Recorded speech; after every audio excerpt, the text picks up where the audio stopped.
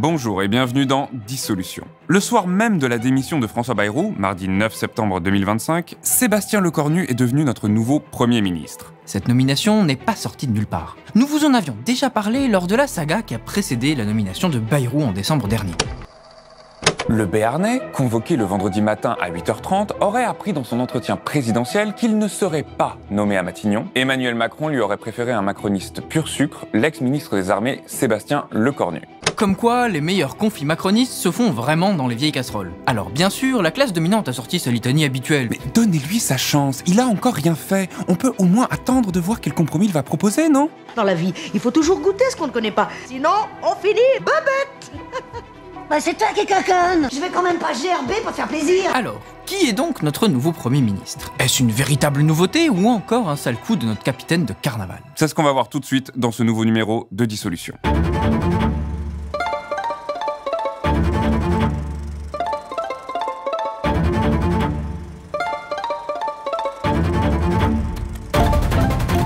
Je dissous donc ce soir l'Assemblée nationale. Encore plus qu'avec Michel Barnier ou François Bayrou, l'arrivée de Lecornu à Matignon, c'est au fond l'arrivée de Macron à Matignon. S'il a été choisi, c'est parce qu'il est très à droite.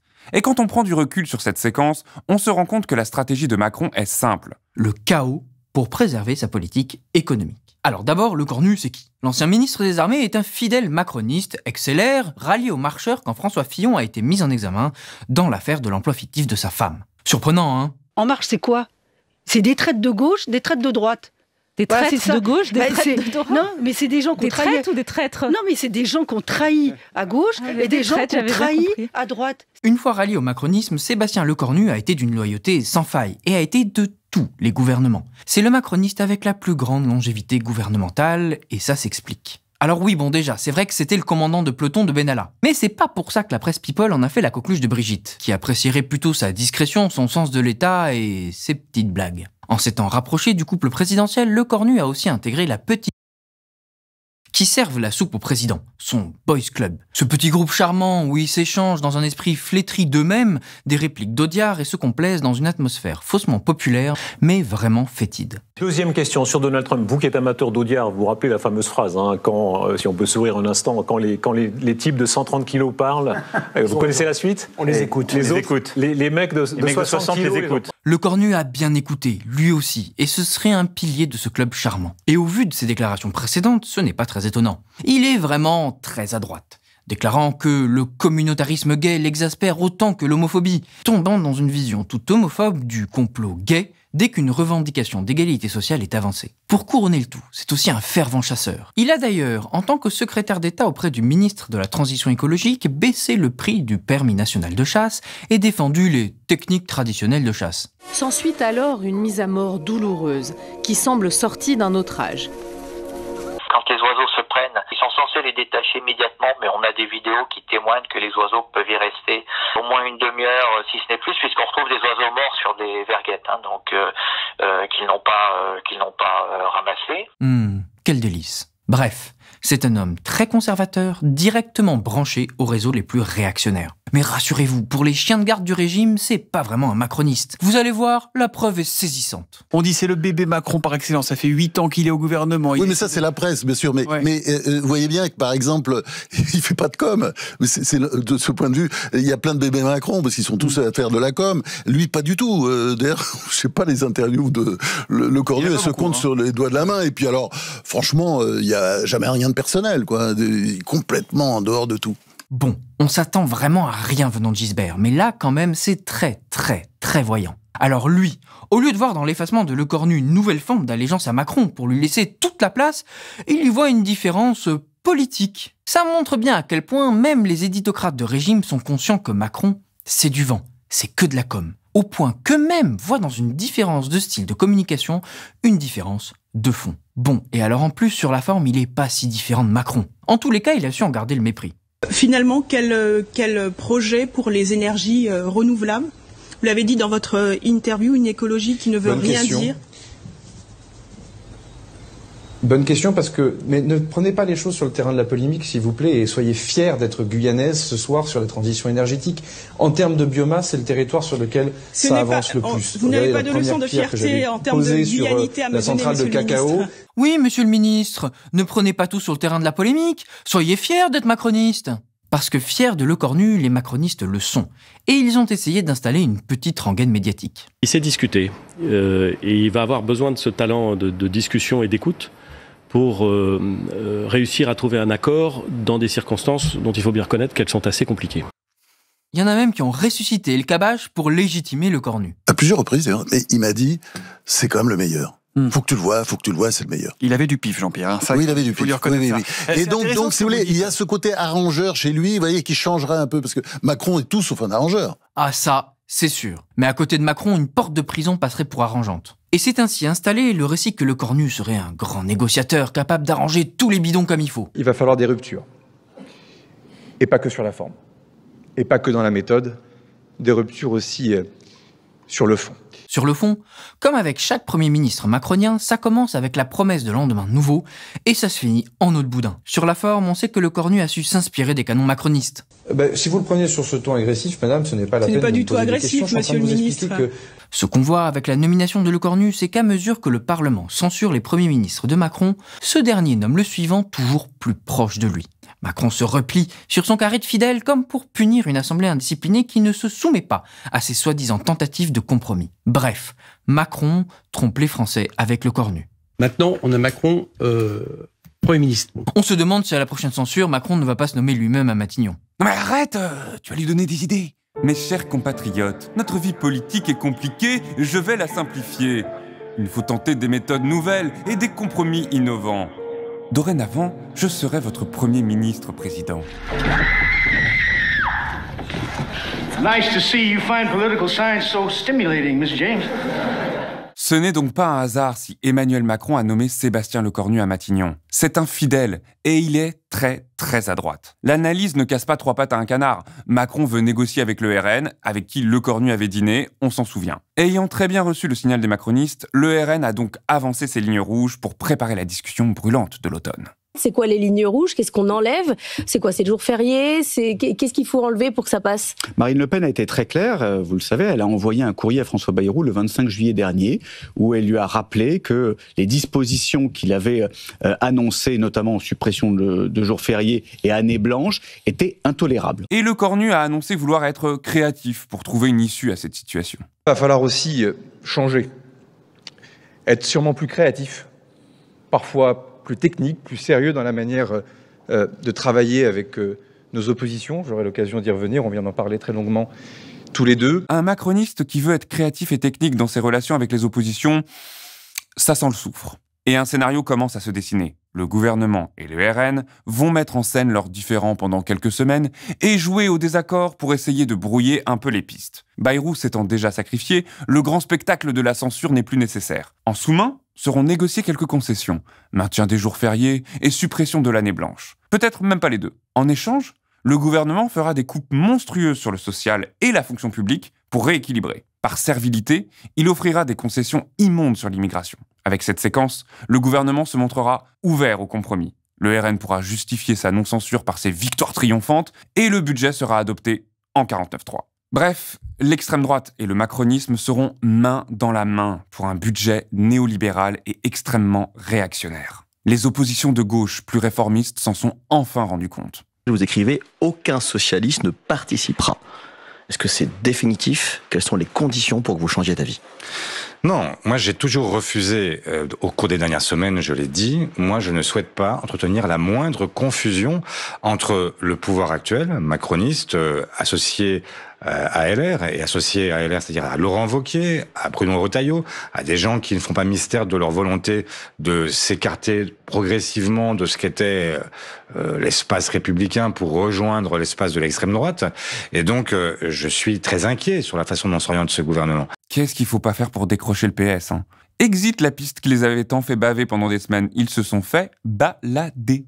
Est-ce que vous êtes prêt à discuter, à dialoguer avec Sébastien Lecornu? Est-ce que vous irez à Matignon dans une démarche constructive? Moi, je ne refuse jamais la discussion. Simplement, je le dis aussi nettement que je dis que j'irai discuter, que si j'ai le sentiment que nous sommes baladés, que les Français sont baladés. Le problème, c'est que le PS se fait balader par le macronisme depuis des années sans en tirer les conséquences nécessaires. La rupture doit être franche parce que Macron ne compromettra jamais son projet économique avec la gauche. Jamais. Et il n'y a qu'un homme de droite pour l'espérer encore. La seule manière de gouverner là, ce sera de ne pas faire ce qui a été fait les 2 précédentes fois. Sans majorité, on est obligé de nouer des relations. Il faut un pacte de non-censure avec toutes les forces qui ont participé au Front républicain. Non seulement Glucksmann est un traître, mais en plus il a le sens politique d'une huître en pensant qu'il va pouvoir infléchir le gouvernement vers la gauche. Macron vient de nommer un ennemi à Matignon et Glucksmann, trop obsédé par sa propre carrière et le pouvoir, veut encore croire à l'ouverture macroniste à gauche. Bon, le PS n'est pas tombé encore dans ce piège grossier. Je ne veux pas la moindre confusion. Moi, je souhaite que nous puissions parler du fond. Je ne veux pas un pacte, je ne veux pas une plateforme commune qui serait celle qui nous amènerait à gouverner ensemble. Nous ne gouvernerons pas ensemble. Mais la séquence budgétaire qui s'annonce ne fait que commencer, et le gouvernement cherchera, sans aucun doute, à semer le chaos à gauche en promettant quelques clopinettes au PS, comme la dernière fois. Mais indépendamment de ce que fera le PS et Glucksmann, avec son seul député, la séquence n'est pas bien partie pour gauchiser le gouvernement. Et donc, tout ça ne peut pas bien se terminer. Cette séquence ne pourra pas bien se terminer, parce que le désaccord entre le macronisme et la gauche est fondamental. La question de M. Macron depuis juillet 2024, c'est pas un problème d'ego. Moi, je crois pas du tout à ça. C'est qu'il tient à sa politique d'offre et de compétitivité, je schématise, en faveur des plus riches, et que pour lui, mordicus, il veut essayer d'imposer ça. Donc là, il a le dernier budget à passer, parce qu'après, j'allais dire que s'il passe cet obstacle, il pourrait aller jusqu'à 2027, il a le dernier l'obstacle à passer. Et oui, derrière les lectures psychologisantes, il y a aussi une lecture bassement matérialiste. Macron ne veut pas qu'on change de politique économique. Il veut que tout reste comme maintenant. Tout ça, c'est politique au sens fort. L'extrême droite, il ne faut pas l'oublier, c'est le parti qui rêvait de Reagan et de démanteler l'État. Autrement dit, c'est le programme économique du macronisme, radicalement incompatible avec celui de la gauche. Je ne veux pas simplement d'un retour d'un impôt sur la fortune. Donc pas de retour à l'ISF, quoi d'autre alors ? Je veux qu'on touche à ceux qui ont un patrimoine important et qui, aujourd'hui, sont totalement délestés de ce fardeau fiscal. Comprenez bien que quand vous payez vos impôts, vous êtes à peu près entre vos cotisations sociales et votre impôt sur le revenu, votre TVA, etc., vous payez environ 50% de vos revenus. Pour les ultra-riches, c'est 27%. Qui peut comprendre dans ce pays que plus on est riche, moins on est imposé. Et donc, moi, je veux évidemment l'inverse. Cependant, le choix de Macron de se tourner vers l'extrême droite allège la pression à gauche. Ça pourrait ouvrir de nouvelles perspectives si les partis acceptent de sortir de leur position retranchée pour proposer une véritable alternative à ce conglomérat national-capitaliste. Cette unité programmatique profonde qui relie désormais le bloc central et l'extrême droite se retrouve dans leur gestion du mouvement du 10 septembre. Réprimer sauvagement un mouvement qu'ils délégitiment et méprisent. Les choses sont désormais très claires. La mobilisation n'a rien d'une mobilisation citoyenne. Elle a été détournée, confisquée, captée par la mouvance de l'extrême gauche, de l'ultra-gauche, appuyée par le mouvement des Insoumis. En nommant Lecornu à Matignon, Macron s'assure de reconduire cette politique ultra-répressive et illibérale que la droite a toujours soutenue en se cachant derrière l'ordre républicain. La technique de gouvernement d'un parti populiste, c'est de choisir des boucs émissaires. C'est de radicaliser les minorités. C'est de dire le problème, c'est... Alors, ils choisissent, c'est les migrés, c'est le juif, c'est le capitaliste. Il y a toujours un bouc émissaire à détruire. Voilà, ça dépend des... Choisissez entre Mélenchon et Le Pen, c'est les mêmes techniques. Le parti de gouvernement, c'est un parti qui essaie de rassembler le plus grand nombre. C'est plus compliqué, c'est un effort. D'ailleurs, de manière générale, la dictature, c'est la facilité, la démocratie, c'est un effort. Tu m'étrangles! Tu m'étrangles! Tu m'étrangles! Tu m'étrangles! C'est l'intervention de police, on fout le camp! Non, non, je travaille! Je travaille! Je travaille! Je suis journaliste! Abruti! Vous n'avez pas le droit d'étrangler finalement!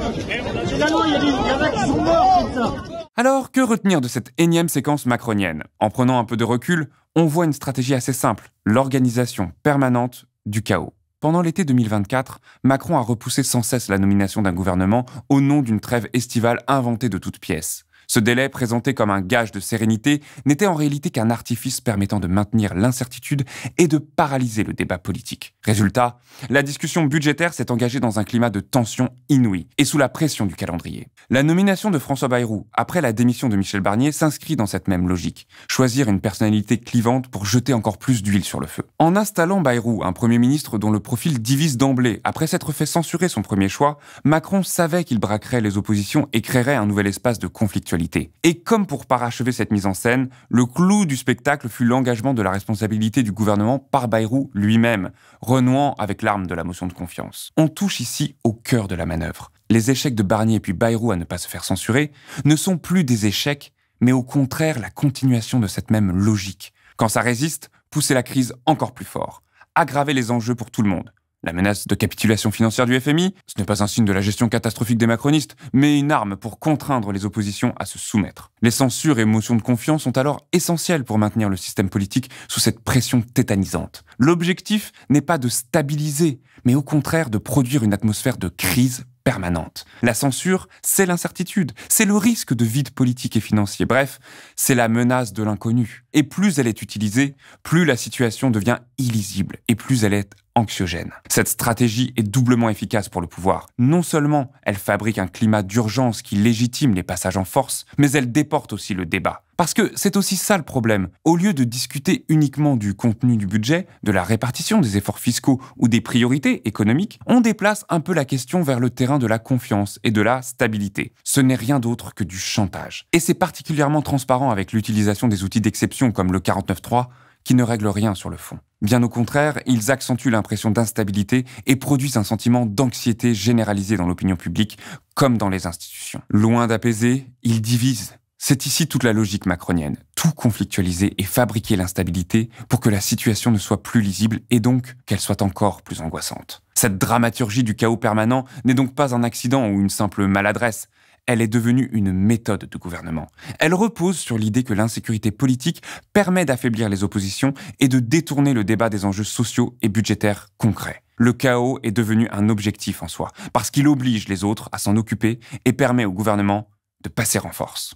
Alors, pourquoi Emmanuel Macron fait-il cela? Sa cote de confiance est en berne et celle de ses ministres aussi. Bref, les Français commencent à voir clair dans son jeu. Mais en réalité, Macron a très bien compris qu'il avait perdu. Il n'est plus majoritaire et son projet politique non plus. En organisant ce chaos politique, il obtient deux choses. D'abord, son programme est reconduit à chaque nouveau budget que les gouvernements macroniens parviennent à faire passer. Mais en plus, déjà perdant électoral et détesté par les Français, il n'a plus grand-chose à perdre alors que ce chaos permanent est un poison pour les oppositions qui sont un peu jugées, responsables aussi. Ce chaos divise la gauche sur la façon d'y répondre et montre le RN tel qu'il est vraiment, un parti servile du pouvoir conservateur incarné aujourd'hui par le macronisme. Ces méthodes réveillent les souvenirs pénibles des débuts du fascisme qui procédait de la même façon. Semer le chaos, créer une atmosphère d'angoisse généralisée. Accroître la violence sociale par la division et l'agression et profiter du chaos ambiant pour imposer sa politique minoritaire et jouer des cartes fatales à la démocratie. C'est comme ça que les nazis ont incendié le Reichstag, accusé les communistes pour mener une chasse aux sorcières féroce. Aujourd'hui, des schémas similaires se dévoilent,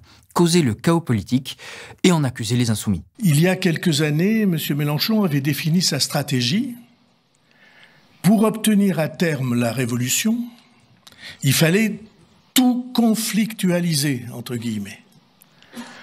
Conflictualiser, c'est de faire de tous les sujets une guerre, un affrontement, parce que le conflit systématique mène au désordre et que le désordre abat la société. Cette méthode permet de renforcer la légitimité d'un pouvoir exécutif qui se présente comme le seul capable d'empêcher la catastrophe alors qu'il en est le premier et principal instigateur. Et si notre constitution avait été fabriquée pour être anti-crise, pour permettre la stabilité politique, malgré l'incertitude parlementaire, avec Macron, cette logique s'est inversée. L'arsenal constitutionnel devient un instrument de gouvernement par l'instabilité. Alors, quelle solution aujourd'hui? Les issues politiques ne changeront pas grand-chose. Que le Cornu reparte, qu'on organise de nouvelles élections législatives, on ne voit pas bien ce que ça changera, à part une encore plus forte extrême droitisation du pouvoir. Comme on l'a dit la dernière fois avec Salomé, la priorité c'est de rééquilibrer les pouvoirs entre l'exécutif et le Parlement. La suppression pure et simple du 49.3 semble une première évidence. Le démantèlement des outils constitutionnels de la présidence en est une seconde. Encadrement de son droit de nomination et transfert du droit de dissolution au Premier ministre. Et c'est pas pour dire que les premiers ministres macroniens auraient été mieux que le président Macron lui-même. Mais quand ces premiers ministres ont essayé de passer en force, et que ça a raté, ils ont dû démissionner. Alors que Macron, lui, est resté. À chaque fois que les députés ont censuré un gouvernement, ils ont en réalité redonné le pouvoir à Emmanuel Macron, qui en a profité pour nommer quelqu'un de plus proche de lui. La vie politique française est durablement divisée en 3 blocs, qui reproduiront les mêmes schémas qu'aujourd'hui. Notre système électoral et constitutionnel n'est pas équipé pour y faire face.